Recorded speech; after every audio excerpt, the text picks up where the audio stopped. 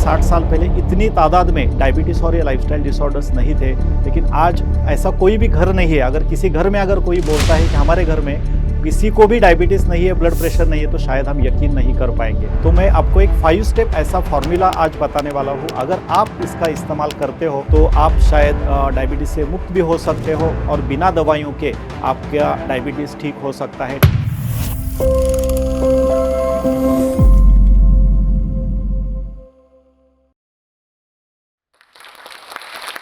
My name is doctor Bhagyesh Kulkarni and I am diabetic reversal specialist और last 12 साल से मैं इस डायबिटीज़ के फील्ड में काम कर रहा हूँ और बस डायबिटीज़ ही नहीं, अभी तक 16,000 से ज़्यादा लोगों का डायबिटिक रिवर्सल करने में हमें कामयाबी मिली है। तो आज के सेशन में हम यही जानने की कोशिश करेंगे, आज के टॉक में मैं यही आपसे बताने वाला हूँ कि क्यों इतनी संख्या आज डायबिटीज़ की भारत में, और भारत में ही नहीं पूरे ग्लोबली, पूरे इंडिया के बाहर विश्व में भी ये डायबिटीज़ की संख्या क्यों इतनी बढ़ रही है। और सबसे जो इसमें जो है कि इसमें मैं बस आपको डायबिटीज़ के कारण ही नहीं बताऊंगा, तो मैं आपको एक 5 स्टेप ऐसा फॉर्मूला आज बताने वाला हूँ। अगर आप इसका इस्तेमाल करते हो तो आपको डायबिटीज़ के ऊपर अच्छा आप कंट्रोल पा सकते हो। और उतना ही नहीं, अगर आपने सही तरीके से ये 5 तरीके जो चीज़ें मैं आपको बताने वाला हूँ, जो 5 स्टेप फॉर्मूला मैं आपको सजेस्ट करने वाला हूँ, वो अगर आपकी ज़िंदगी में आप अपनाओगे तो आप शायद डायबिटीज़ से मुक्त भी हो सकते हो और बिना दवाइयों के आपका डायबिटीज़ ठीक हो सकता है, डायबिटीज़ आपका रिमिशन में जा सकता है, सिम्प्टोमेटिक रिलीफ आपको इससे मिल सकता है। तो पूरा वीडियो है, पूरा आपको ध्यान से देखना है। चलो तो आज जानते हैं ये 5 स्टेप सॉल्यूशन क्या है, लेकिन उससे पहले ये आखिरकार डायबिटीज़ बढ़ क्यों रहा है, इतना डायबिटीज़ की समस्या क्यों है। तो सबसे पहला जो डायबिटीज़ के बारे में जो आजकल माना जाता है, डायबिटीज़ के बारे में समझा जाता है कि डायबिटीज़ को एक शुगर की बीमारी समझा जाता है। लाइक अगर किसी की शुगर बढ़ती है, अगर किसी के शरीर में हाइपरग्लाइसीमिया एक स्टेट तैयार होती है, तो उसको डायबिटीज़ ऐसे बोला जाता है। लेकिन अभी तक के रिसर्च से ये साबित हुआ है कि शुगर बढ़ना डायबिटीज़ में, ये शुगर बढ़ना ये डायबिटीज़ का कारण नहीं है, ये डायबिटीज़ का एक लक्षण है, डायबिटीज़ का एक सिम्पटम है। अगर मुझे डायबिटीज़ को सही तरीके से मैनेज करना है तो मुझे इस शुगर के बियॉन्ड थिंक करना पड़ेगा। शरीर में बस मेरी शक्कर बढ़ रही है और उसके वजह से मुझे डायबिटीज़ हो गया, ये एक पुरानी थिंकिंग हो गई। और बहुत सारी आज क्यों लोगों को डायबिटीज़ ठीक नहीं हो रही है, क्यों लोगों का डायबिटीज़ कंट्रोल नहीं हो रहा है, क्योंकि जो उसके ऊपर ट्रीटमेंट दिया जाता है वो बस शुगर कम करने के लिए हमें दवाइयाँ दी जाती है, और जो भी हमारी ट्रीटमेंट है वो शुगर कम करने के फोकस में है। सो डायबिटीज़ का अगर सही कारण हम समझे तो वो बढ़ी हुई शुगर नहीं है, तो इंसुलिन रेजिस्टेंस का बढ़ना ये सही में कारण पाया गया है। और हम इस वीडियो में यही भी देखेंगे कि इंसुलिन रेजिस्टेंस क्या होता है, ये क्यों बढ़ता है, और अगर मुझे डायबिटीज़ को सही तरीके से मैनेज करना है या फिर उसको रिवर्स करना है, तो मुझे इंसुलिन रेजिस्टेंस को कम करना और इंसुलिन रेजिस्टेंस के ऊपर काम करना बहुत बहुत ज़रूरी है। तो ये जो इंसुलिन रेजिस्टेंस है, ये हम पहले समझने की कोशिश करते हैं। इंसुलिन रेजिस्टेंस, इंसुलिन के बारे में तो हमने बहुत सुना होगा, हमारे स्वादुपिंड में वो इंसुलिन बनता है, हमारे पैनक्रियाज में इंसुलिन बनता है। और ये जो इंसुलिन होता है वो हमारे शरीर में, हम कोई भी खाना खाते हैं उसका 60 टू 70% हमारे खाने में से कार्बोहाइड्रेट जो होता है, वो कार्बोहाइड्रेट ग्लूकोज में परिवर्तित होता है, ग्लूकोज में कन्वर्ट होता है। और ये जो ग्लूकोज है हमारे सेल्स तक, हमारे पेशियों तक, हमारे कोशिकाओं तक पहुंचाना बहुत जरूरी होता है। तो ये जो ट्रैवल करने का काम है, हमारे लिवर से जो भी ग्लूकोज आएगा उसको कोशिकाओं तक लेके जाने का जो महत्वपूर्ण काम है वो इंसुलिन के द्वारा किया जाता है। जब तक ये अच्छी तरीके से सिस्टम चल रहा है, ये मैकेनिज्म चल रहा है, तब तक मेरे शरीर का ग्लूकोज का मेटाबॉलिज्म अच्छी तरह से काम करता है और मुझे मेरे शरीर में डायबिटीज़ या फिर शुगर नहीं बढ़ती है। जब भी ये इंसुलिन को अवरोध होता है, इंसुलिन को प्रतिरोध बढ़ता है, तब जाके मेरे खून में शुगर बढ़ना शुरू हो जाता है। और फिर जब मेरे शरीर में बढ़ती है, मेरे खून में जब शुगर बढ़ती है, तब जाके डायबिटीज़ के सिम्पटम दिखना शुरू हो जाता है, जैसे कि ज़्यादा प्यास लगना, ज़्यादा पेशाब को लगना, ज़्यादा हमें भूख लगना। ये जो क्लासिकल सिम्पटम्स डायबिटीज़ के बोले जाते हैं वो दिखना शुरू हो जाता है। तो अगर डायबिटीज़ को मुझे ठीक करना है तो बस शुगर को कम करके फ़ायदा नहीं होगा, वो सिम्प्टोमेटिक मैनेजमेंट होती है। मुझे सही तरीके से काम करना है तो डायबिटीज़ के रूट कॉज के ऊपर, जो इंसुलिन रेजिस्टेंस है उसके ऊपर काम करना बहुत ज़रूरी है। और अनफॉर्चुनेटली आज के ज़माने में हमारी गलत लाइफस्टाइल के वजह से, इनएक्टिविटी की वजह से और काफ़ी सारा जो स्ट्रेस हमारी ज़िंदगी में आ रहा है, उसके वजह से ये इंसुलिन रेजिस्टेंस बहुत ज़्यादा बढ़ता है। और इसका जो 4 महत्वपूर्ण कारण है इंसुलिन रेजिस्टेंस के, उसके बारे में मैं पहले आपको बताना चाहता हूँ और इसके लिए मैंने एक सिंपल फ़ॉर्मूला आप सबको याद रखने के लिए बनाया है। जैसे हम किसी एक्टर या एक्ट्रेस के फैन्स होते हैं, fans, so you have to remember this formula of fans, FANS। और ये फैन्स जो होते हैं, ये मेरे शरीर में अगर बढ़ते हैं, तो मेरा इंसुलिन रेजिस्टेंस भी बढ़ता है। सो फैन्स में से जो पहला F होता है, F स्टैंड्स फॉर फैट। अगर मेरे पेट के ऊपर फैट ज़्यादा है, तो अभी आपको मेरे वीडियो के बाद सभी लोगों को एक बार अपना वेस्ट सर्कम्फरेंस एक बार चेक करना है। अगर मेरा वेस्ट सर्कम्फरेंस 34 इंचेस से ज़्यादा है, तो मेरे शरीर में फैट का क्वांटिटी बहुत ज़्यादा है। जितना मेरे शरीर में फैट ज़्यादा बनता है, ज़्यादा बढ़ता है, उतना मेरे शरीर में इंसुलिन का प्रतिरोध, इंसुलिन का रेजिस्टेंस बढ़ता है, क्योंकि एक्सेसिव फैट मेरे शरीर में इन्फ्लेमेशन पैदा करता है, मेरे शरीर में सूजन पैदा करता है। और आज का हमारा जो खान-पान है, उसमें अगर हम देखते हैं तो ज़्यादातर हमारे खाने में हम फैटी फूड खाते हैं, ज़्यादा रिफाइंड फूड हमारे खाने में जाता है और बहुत बार हम खाते ही रहते हैं। हमें ऐसा लगता है कि हम अभी हम अगर हेल्दी रहना चाहते हैं, हम अगर अच्छा पैसा कमाते हैं, तो वो सारा जो पैसा है हम ऐश में, हमारी ज़िंदगी में हमें मज़े में गुज़ारनी है और उसके लिए हम ज़्यादा खाने की ओर आकर्षित होते हैं। और वो जो ज़रूरत से ज़्यादा खाना मेरे शरीर में जाता है, जिसका यूटिलाइज़ेशन बॉडी नहीं कर पाती है, वो एक्स्ट्रा फैट में वो सारा खाना परावर्तित होता है। और ये जो एक्स्ट्रा फैट है, वो मेरे शरीर में जाने के बाद एक इन्फ्लेमेशन की तरह या फिर सूजन पैदा करता है और ये इन्फ्लेमेशन जो है, वो मेरे बॉडी में इम्बैलेंस पैदा करता है। वो जो इम्बैलेंस होता है, वो मेरे शरीर का जो चयापचय है, मेरे शरीर का जो होम्योस्टैसिस है, उसमें वो बिगाड़ करता है। मेरे इंसुलिन को प्रॉपरली वर्क उसको नहीं करने देता है। तो सबसे पहला जो कारण इसमें जो मैंने बताया, इंक्रीज लेवल्स ऑफ फैट्स, ये इंसुलिन रेजिस्टेंस के लिए सबसे महत्वपूर्ण ये होता है। दूसरा जो है, वो है जो भी हम रिफाइंड फूड खाते हैं, प्रोसेस मतलब ऐसी चीज़ें जो हमें ज़्यादातर हमारे खाने में होती है, जिसमें हम बोल सकते हैं बिस्किट्स आते हैं, सारे पैक्ड आइटम्स आते हैं, बेकरी की चीज़ें आती है, जिसमें पानी नहीं है और जिसमें फाइबर बिल्कुल नहीं है।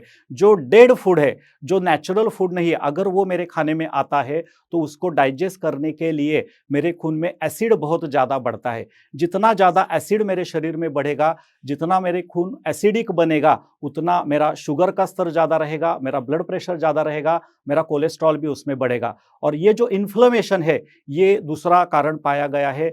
एसिडिक बॉडी ये कारण पाया गया है कि जिसके वजह से इंसुलिन रेजिस्टेंस बढ़ता है। तो हमें ये जो पैक्ड चीज़ें हैं, जो प्रोसेस्ड चीज़ें हैं, जितना हो सके उसको अवॉइड करना है और जितना हो सके नेचुरल चीज़ों की तरफ आना है। तीसरा जो कारण पाया गया है आज इंडिया में और पूरे भारतवर्ष में, अगर हम देखेंगे तो न्यूट्रिशनल की समस्या बहुत ज़्यादा है, न्यूट्रिशनल डेफिशिएंसी की। आज जो हम खाना खा रहे हैं, वो एक तो पैकेज्ड है, प्रोसेस्ड है, दूसरा वो न्यूट्रिशन लेस खाना है। जो हम खाना रेगुलर खाते हैं, उस खाने में न्यूट्रिशन की कमी है, पोषण मूल्यों का अभाव उसमें है। पर्टिकुलरली इंडिया में ये पाया गया है, जो अगर हम स्टैटिस्टिक्स देखेंगे तो 90% से ज़्यादा लोगों में विटामिन B12 और विटामिन डी की कमी है। बहुत सारे लेडीज़ में आयरन, फॉलिक एसिड, कैल्शियम की काफ़ी सारे लोगों में कमी है। और ये जो सारे मिनरल्स है, ये जो सारे विटामिन्स है, मेरे शरीर में अच्छे क्वालिटी का इंसुलिन बनने के लिए और इंसुलिन की सेंसिटिविटी मेंटेन रखने के लिए ये न्यूट्रिशन की जरूरत रहती है। चौथा और सबसे इंपॉर्टेंट कारण जो 90% लोगों में पाया गया है, that is increase levels of stress. Suppressed emotion से काफ़ी सारे जगह पे हमें ऐसी कोई हमारे जीवन में कोई घटनाएं घटती है कि जिसके ऊपर हम व्यक्त तो होना चाहते हैं, लेकिन उतना अच्छी तरह से व्यक्त नहीं होते हैं। सो जो शरीर में और हमारे जीवन में जो निगेटिव स्ट्रेस आजकल बहुत बढ़ रहा है, ये भी कारण पाया गया है, क्योंकि स्ट्रेस बढ़ने के साथ मेरे शरीर में कॉर्टिसोल लेवल्स बढ़ते हैं और ये जो कॉर्टिसोल हार्मोन होता है, वो मेरे शुगर के लेवल और ब्लड प्रेशर के लेवल बहुत ज़्यादा बढ़ाता है। सो कॉजेस तो हमने इसके देख लिए, इसके कारण क्या है हमने समझ लिए। अभी हम आते हैं सॉल्यूशंस की तरफ और मैं चाहता हूँ कि जो भी सॉल्यूशंस मैं अभी बता रहा हूँ, ये आपके ज़िंदगी में, आपके जीवन में आपको इसको अच्छी तरह से इस्तेमाल करना है और इसके अनुसार अगर आप काम करते हो, तो आपका इंसुलिन रेजिस्टेंस भी घटेगा और आपका डायबिटीज़ से नहीं, अगर डायबिटीज़ के साथ आपको ब्लड प्रेशर की तकलीफ है, थायराइड है, कोलेस्ट्रॉल है, तो ये भी इसके साथ आपका कम हो सकता है। क्योंकि इंसुलिन रेजिस्टेंस, ये जो समस्या मैंने आपकी बताई, ये जो रूट कॉज़ मैंने बताया, ये बस डायबिटीज़ के लिए ही कारण नहीं है। ये आपके जीवन में जो भी लाइफ़स्टाइल डिसऑर्डर्स होते हैं, ऐसा पाया गया है। अगर आपको पीसीओडी का तकलीफ है, लेडीज़ में बहुत सारे पीरियड्स के प्रॉब्लम्स इसमें होते हैं, काफ़ी सारे लोगों को अल्ज़ाइमर जैसी तकलीफ होती है, थायराइड जैसी तकलीफ होती है। इन लोगों में भी, इन पेशेंट्स में भी इंसुलिन रेजिस्टेंस बढ़ता है। तो अगर मैं इंसुलिन रेजिस्टेंस घटा रहा हूँ, तो मैं बस मेरे डायबिटीज़ को नहीं ठीक कर रहा हूँ, डायबिटीज़ के साथ अगर आपको कोई अदर कोमॉर्बिडिटी है, अगर कोई एसोसिएटेड डिसऑर्डर है, तो उसको भी आप इस इंसुलिन रेजिस्टेंस को कम करके ठीक कर सकते हो।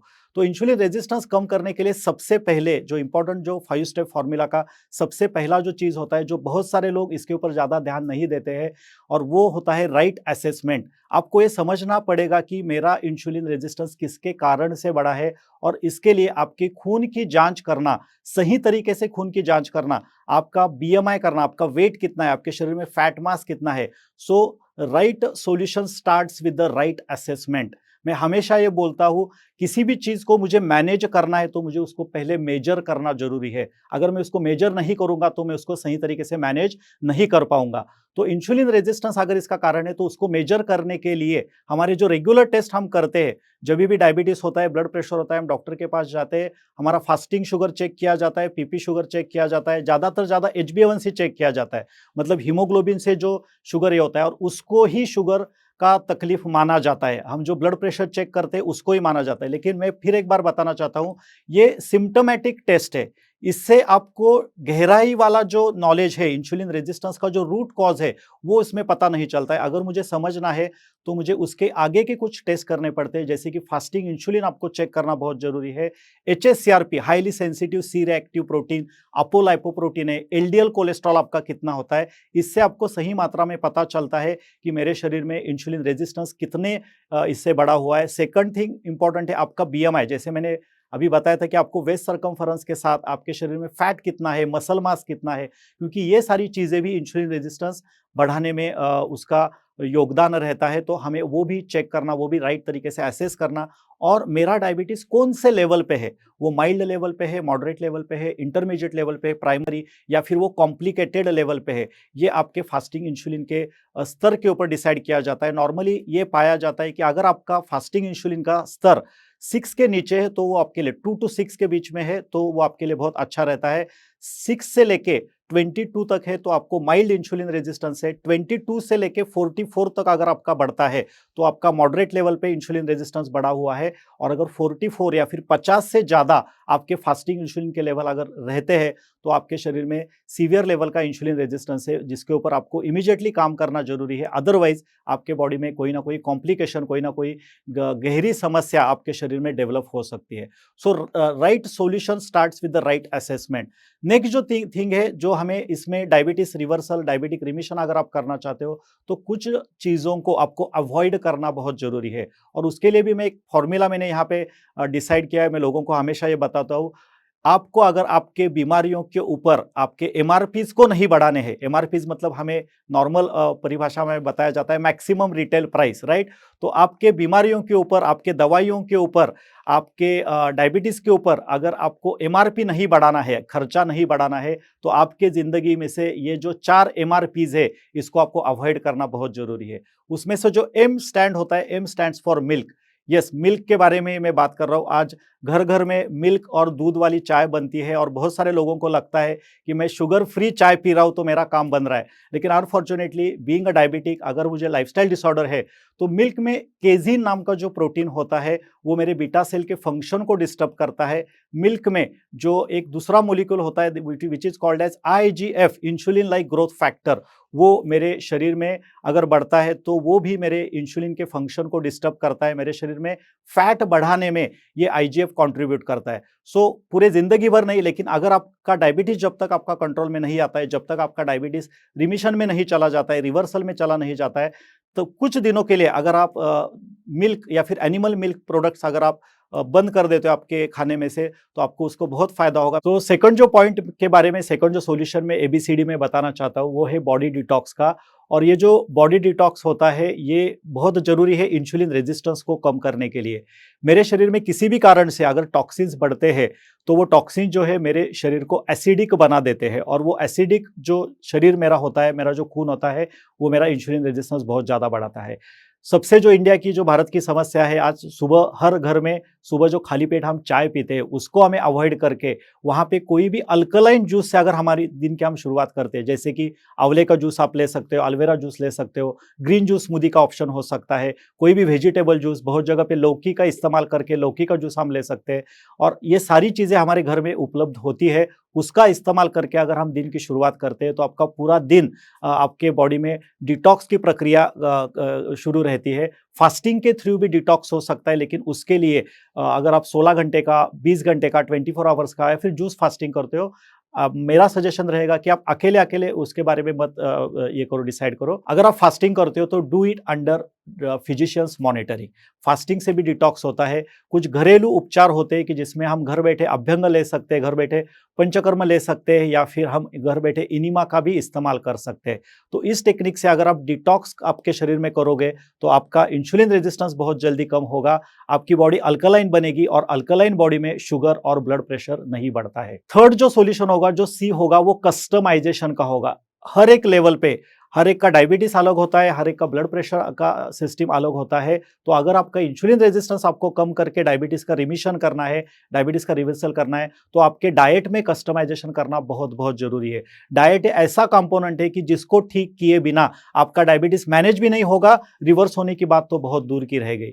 तो कस्टमाइजेशन में सबसे पहले हमें यह ध्यान में रखना है कि मेरे शरीर में जो भी अन्न मैं खाता हूं उसके 5 कंपोनेंट्स होते हैं। कार्बोहाइड्रेट होते हैं, protein, fat, vitamins and minerals. इसमें से जो कार्बोहाइड्रेट मेटाबॉलिज्म है वो मेरे शरीर में डिस्टर्ब होता है, और इंडिया में 90% से ज्यादा लोग खाने में कार्बोहाइड्रेट ज्यादा खाते हैं। 70 to 80% हमारे खाने में कार्बोहाइड्रेट होता है, जिसमें आपकी रोटी आ गई, आपका राइस आ गया, आपका सुबह का उपमा आ गया, पोहा आ गया, या फिर पराठा भी आ गया। जो भी चीज ग्रेन से बनती है, जो भी चीज अनाज से बनती है, वो अगर मेरे शरीर में जाती है तो वो मेरे शरीर में स्टार्च को लेके आती है।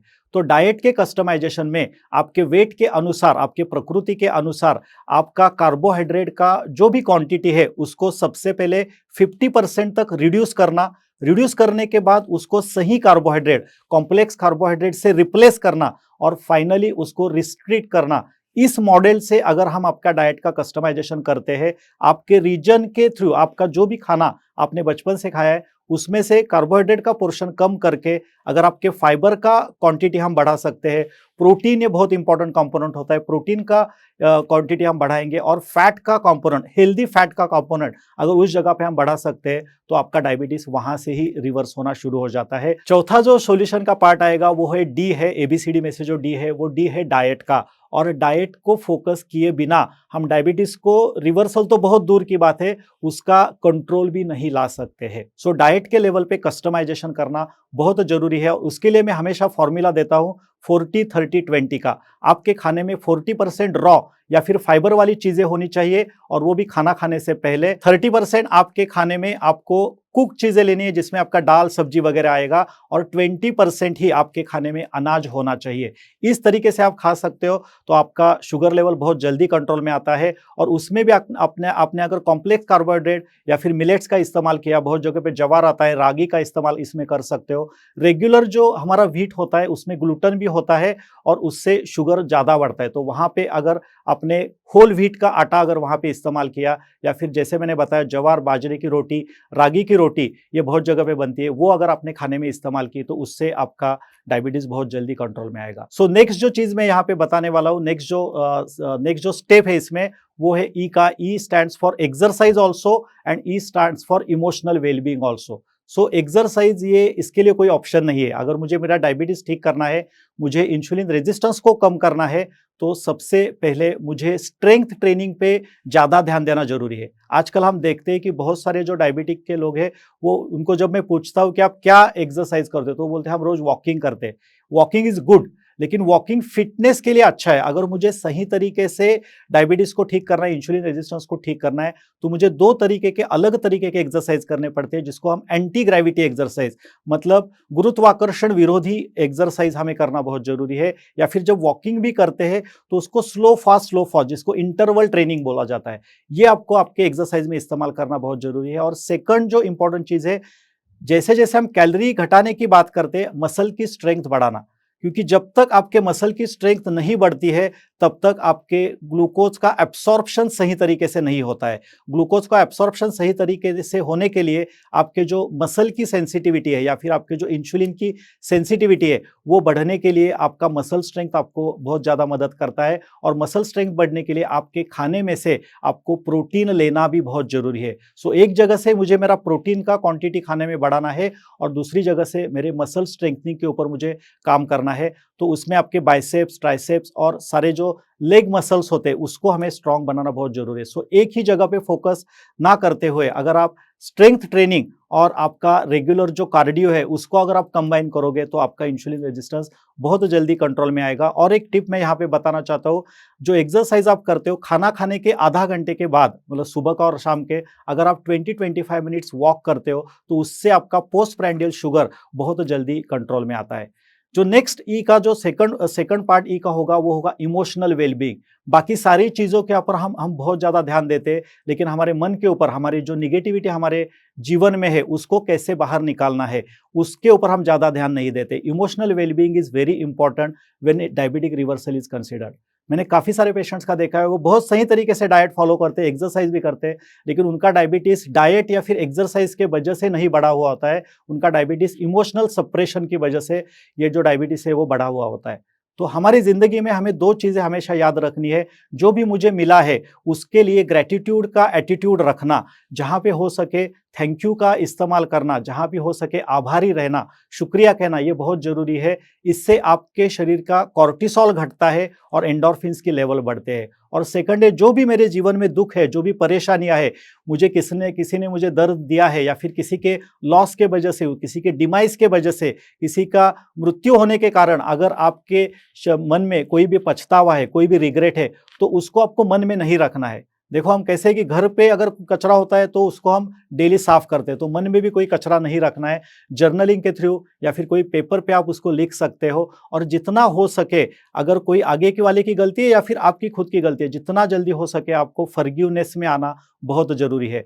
तो जहाँ जहाँ पे आपको टाइम मिले, जहाँ जहाँ पे आपको समय मिले, हमेशा आपको याद रखना है कि कॉम्प्लीमेंट के मोड में रहना है, ग्रेटिट्यूड के मोड में रहना है और जितने जल्दी हो सके लोगों को माफ करना है और फॉरगिव करना है। जाते जाते मैं कुछ आपको बताना चाहता हूँ। जो भी चीजें हमने बताई, जब हम रिवर्सल की बात करते हैं, रिमिशन की बात करते हैं, वो टाइप 2 के बारे में होता है। टाइप 1 डायबिटीज पूरी तरह से उनका इंसुलिन नहीं बंद हो सकता है। तो काफी सारे लोगों को लगेगा कि टाइप 1 डायबिटीज में भी आता है कि जो बच्चों में पाया जाता है उनमें इंसुलिन तैयार नहीं होता है। यस, जो मैंने अभी टिप्स बताए उससे उनको भी फायदा हो सकता है, उनके इंसुलिन के डोसेज भी कम हो सकते हैं। लेकिन जो भी नॉलेज आजकल अवेलेबल है, जो भी रिसर्च किया गया है, वो टाइप 2 डायबिटीज के बारे में। और मैं यहाँ पे ये बताना चाहता हूँ, अगर आपका डायबिटीज प्री डायबिटीज अवस्था में है या फिर आपका डायबिटीज अगर सीवियर भी कैटेगरी में रहेगा, फिर भी आप डायबिटिक रिवर्सल कर सकते हो। डायबिटिक रिवर्सल की जो प्रोसेस है ये स्लो है लेकिन श्योर है। आपको अगर कम से कम, और मैं हमेशा ये बताता हूँ, 3 महीने के लिए, 4 महीने के लिए, 5 महीने के लिए ऐसे इसको मत देखो। जैसे हम कोई भी मनी को इन्वेस्ट करते हैं वैसे आपको हेल्थ के ऊपर इन्वेस्ट करना पड़ेगा। मेक इट अ 5 ईयर्स और 10 ईयर्स प्लान। आपको हेल्दी और फिट फॉरएवर का प्लान आपको बनाना है। डायबिटीज को क्यूअर ऐसे नहीं बताया जाता, डायबिटीज को रिमिशन, मतलब उसको हम क्या कर सकते हैं, स्लीप मोड में लेके जा सकते हैं। और उसको अभी Indian council of medical research या फिर अमेरिकन डायबिटिक एसोसिएशन ने भी इसको अप्रूवल दिया है और हम ये इजीली कर सकते हैं। लेकिन इसको एक लॉन्ग टर्म हैबिचुअल प्लान आपको बनाना बहुत जरूरी है। आप सभी लोगों ने मुझे मेरा ये सेशन अच्छी तरह से सुना और आई होप इससे कुछ इंपॉर्टेंट टिप्स आपको मिले होंगे और आप भी आपके डायबिटीज रिवर्सल के लिए कुछ ना कुछ तो कोशिश करोगे और एक अच्छी और खुशहाल जिंदगी जियोगे। मैं आज जोश टॉक्स का थैंक यू बोलना चाहता हूँ, उनके लिए मैं ग्रेटिट्यूड व्यक्त करना चाहता हूँ, क्योंकि ये भी काम अवेयरनेस का, नॉलेज स्प्रेड करने का, ये जो सही प्लेटफॉर्म जोश टॉक्स ने यहाँ पे दिया और मुझे यहाँ पे अपॉर्चुनिटी दी। सो सबसे पहले मैं जोश टॉक्स को इसके बारे में मेरा जो ग्रेटिट्यूड है, मेरा शुक्रिया यहाँ पे व्यक्त करना चाहता हूँ। और यही अवेयरनेस का काम, यही नॉलेज का काम हमें आगे बढ़ाना है। ज़्यादातर लोगों को डायबिटीज़ और डिसऑर्डर से फ्री करना है और मैं देखना चाहता हूँ कि पूरे भारत से ये जो टाइप 2 डायबिटीज़ की समस्या है पूरी तरह से ख़त्म हो जाए और लोगों को हैप्पी, हेल्दी और डिसऑर्डर फ्री लाइफ मिले।